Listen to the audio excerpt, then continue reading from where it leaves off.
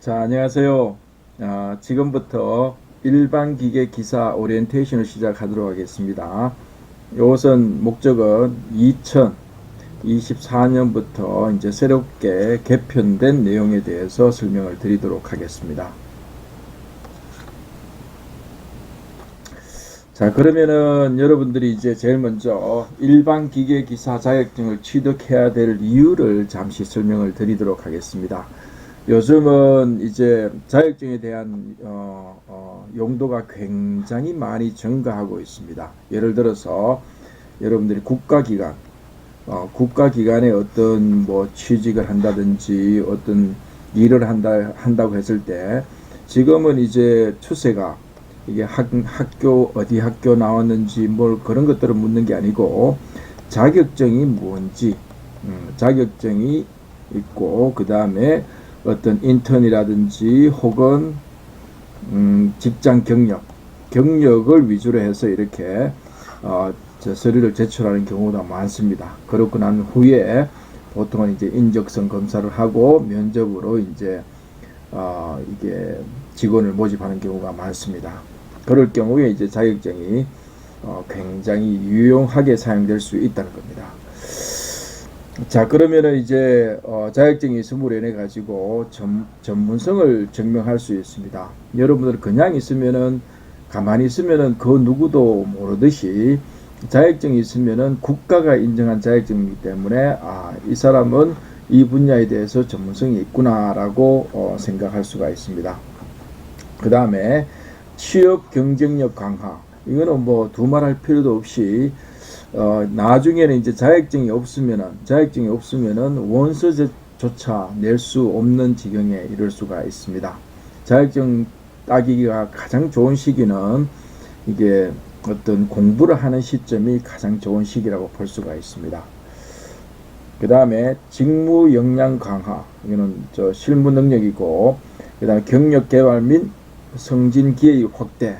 요거는 그냥 보셔도 알 수 있을 것 같습니다. 그 다음에 고객 신뢰 정신. 그래서 어떤 일을 맡긴 사업을 한다든지 어떤 직장에 있더라도 일을 맡길 때 어떤 자격을 가진 사람하고 가지지 않는 사람하고 일을 극명하게 달라질 수 있다는 겁니다. 그 다음에 산업 표준의 준수. 그래서 자격증을 이제 취득하려면은 표준 같은 것들을 이제 공부해야 되기 때문에 자연스럽게 산업 표준을 준수할 수 있는 바탕이 되는 것입니다. 그 다음에 이게 시간이 지나면서 많은 분들이 자격증 취득하신 분들 생각 보면은 이게 자기 만족하고 성취감이 굉장히 크다고 합니다. 그래서 이게 뭐 물론 이제 학위라든지 저것도 중요하지만은 이제 자격증을 통해 가지고 자기가 노력하고 있다는 그 자체에 이제 만족할 수 있고, 그 다음에 또 하나씩 이제 어떤 이루어가는 성취감이 굉장히 큰 역할을 한다고 볼 수가 있습니다.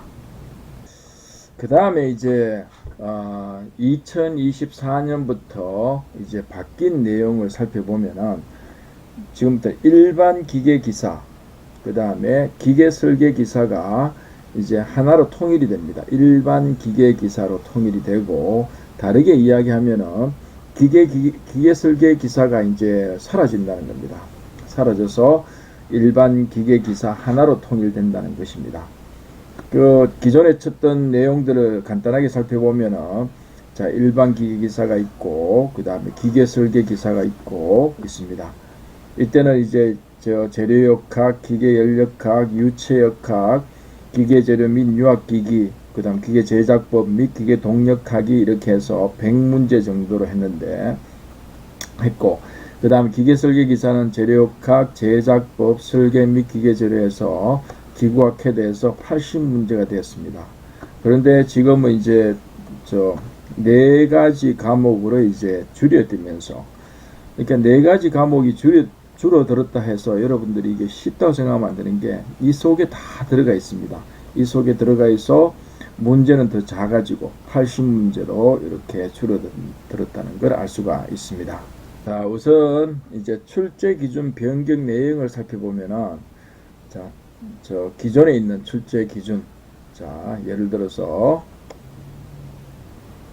필기, 그 다음에 기계 설계 기사, 일반 기계 기사 두 개 보면은 문제는 100문제였고 80문제였습니다. 그리고 시간이 2시간 30분, 2시간 이렇게 했는데, 이제는 요 두 개를 이제 합쳐서 이제 일반 기계 기사라는 종목으로 됐고, 그 다음에 이제 문제도 80문제, 시험 시간은 2시간으로 이렇게 변경이 되었습니다.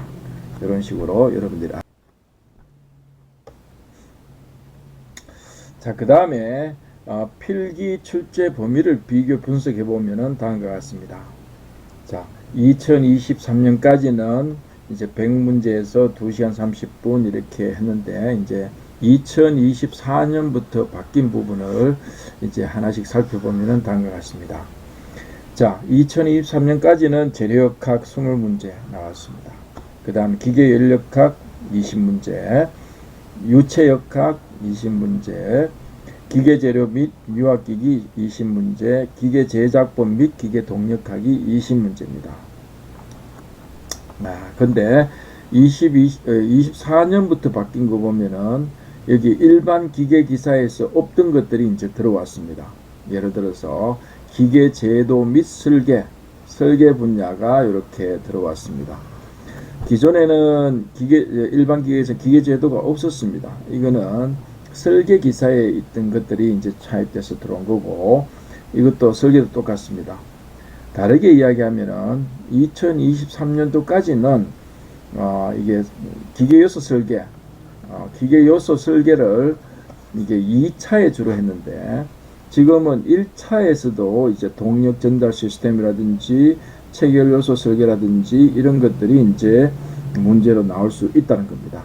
그래서 이런 것들도 여러분들이 미리 공부를 해 두셔야 되고, 그 다음에 유공학 시스템도 이제 여기 이산제 유압기계에서 이렇게 어느 정도 차입해 들어왔습니다.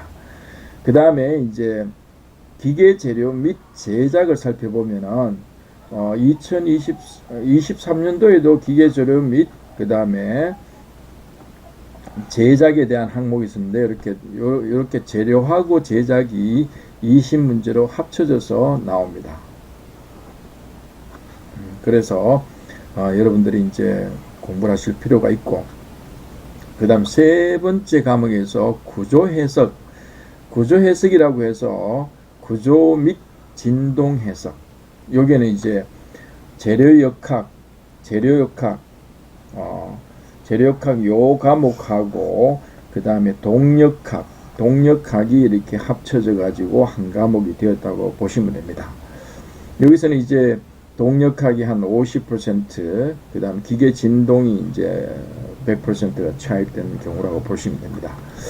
그 다음에 이제 열유체 분야, 23년도까지는 유체 20문제, 연력학 20문제인데, 지금은 연력학하고 유체를 모두 합쳐서 20문제를 이렇게 나옵니다. 그래서 이게 그런 사실을 잘 알고 여러분들이 공부를 하실 필요가 있다는 거죠. 자, 정리하자면은 여기에 이제 80문제입니다. 예전에 100문제인데 이게 이제 제도 및 설계, 요소 설계가 들어갔다는 거, 그 다음에 재료 및 제작은 원래 있던 거고, 그 다음에 구조 해석에서 재료역학하고 동력학이 한 과목이 되었다. 그 다음에 연력학, 유체역학이 한 과목이 되어서 토탈 이제 80문제가 출제된다는 걸 말씀을 드립니다. 자, 여기서 보면은 이제 작업형 실기 시험이 아래와 같이 변경이 시행된다 했는데, 24년도부터 바뀐 겁니다. 자, 23년도에는 한 개의 과제 도면에 3개에서 5개 부품에 대한 부품도 및 모델링을 제작하는데, 변경 후에는 2개의 과제 도면을 제시하고 도면당 1개에서 3개의 부품도 및 모델링을 제작한다 라고 되어 있습니다. 시간 및 배점은 변경사항이 없습니다. 이거는 대동소이하다고 볼 수가 있습니다. 자, 여기서 이제 실기 출제 범위 비교를 이제 좀 상세하게 분석을 해보면은, 자, 23년도까지는 필답형 2시간, 작업형 5시간은 요건 동일하고, 그 다음에 주로 나온 게 이제 일반 기계 요소 설계, 그 다음에 일반 기계 실무, 조립도 뭐 이렇게 했고, 이렇게 했는데, 보통은 이제 기계 요소 설계에서 대부분 다 나왔습니다. 그런데 24년부터 바뀐 내용을 보면은, 기계 설계 실무에서 보면은 요소 부품의 재질을 또 선정을 할 수 있어야 되고, 그 다음에 요소 공차도 검토를 할 수 있어야 되고, 그 다음에 요소 부품 설계도 검토할 수 있어야 되고, 체결 요소, 동력 전달 요소, 동력 전달 장치 설계, 그 다음에 유공압도 이렇게 들어왔습니다. 유공압도 들어왔고, 그 다음에 이제 도면 검토라든지 2D 이런 것들은 실기형으로 작업을 하면 될 것 같습니다. 자, 이런 형태로 해서 기존보다는 좀 더 유공압이라든지 어떤 재질이라든지 이런 것들이 좀 광범하게 이게 좀 더 추가되었다는 걸 알 수가 있습니다. 자, 이상으로서 이제 일반 기계기사 취득 전략을 이제 말씀을 드리면서 정리를 하자면은 이제 전략을 잠시 한번 살펴보도록 하겠습니다. 그러면은 자격 취득 요건을 확인을 해야 됩니다. 여러분들이 자격이 제한이 있는지, 그 다음에 필수 조건이 무엇인지도 확인해야 되고, 그 다음에 공부 계획의 수립하는 게 굉장히 중요합니다. 자, 예를 들어서 목표일까지 일정을 세우고, 그 다음에 주간 및 일일 목표를 설정해서 그 목표를 끝까지 완수하는 게 자격 취득의 지름길이라고 할 수가 있습니다. 그 다음에 관련 교재를 확보하고, 시험에 관련 교재 및 자료를 확보해서 같은 시간을 투자를 하더라도 효율적으로 공부하는 전략을 세우셔야 됩니다. 그 다음 이론 공부, 그러니까 그냥 문제만 푸는 것보다 어떤 기초 이론을 좀 깊이 이해하고 그 기초 이론을 통해 가지고 기출 문제를 계속 풀어보면 좋을 것 같습니다. 그 다음에 문제 해결 능력 향상, 요거는 기출 문제를 모의고사나 기출 문제를 많이 풀어봄으로 인해 가지고 문제를 풀 수 있는 능력을 향상시킬 수가 있습니다. 이런 것들은 이론을 계속 본다고 향상되는 게 아닙니다. 그래서 기출 문제가 중요하다. 그 다음에 혹시나 가능하다면은 이제 그룹 스터디라든지 커뮤니티에 참석해서 동료와 함께 공부하는 것도 좋다. 그 다음에 주기적인 복습, 그러니까 이게 한 번 보면 되는 게 아니고 계속 주기적으로 계속 보는 것들이 참 중요하다는 생각이 듭니다. 그렇게 하기 위해서는 온라인 강좌를 하나 신청하셔가지고 계속 반복해서 들으면은 이제 한 4번, 5번 정도 듣다 보면은 자연스럽게 그 문제가 익숙해지기 시작합니다. 그 다음에 모의고사 및 평가, 꾸준한 모의고사를 통해 시험 경험을 쌓고, 그 다음에 긍정적인 마인드를 유지하는 게 참 좋습니다. 그러니까 할 수 있다는 거, 자신감. 누구나 다 할 수 있습니다. 이거는 시험 문제 은행 수준으로 나오기 때문에 많이 보는 사람은 무조건 합격할 수 있다는 겁니다. 그래서 여러분들이 모두 다 이 영상을 보시는 모두 다 이렇게 일반 기계 기사 자격증을 취득했으면 좋겠습니다. 고맙습니다.